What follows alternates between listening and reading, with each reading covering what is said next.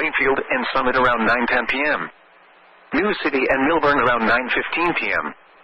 Newark and Elizabeth around 9.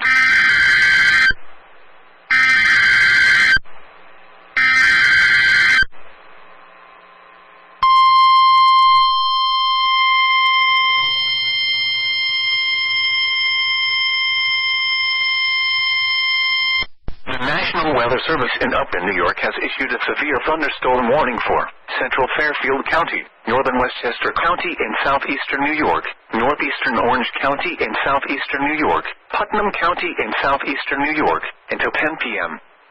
At 9:01 p.m., a severe thunderstorm was located near Goshen, moving east at 55 miles per hour. Hazard, 60 miles per hour wind gusts.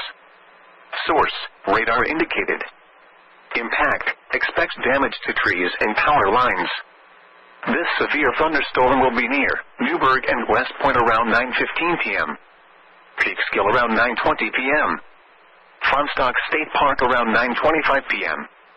Mahopac and Lake Carmel around 9:30 p.m. Brewster around 9:35 p.m.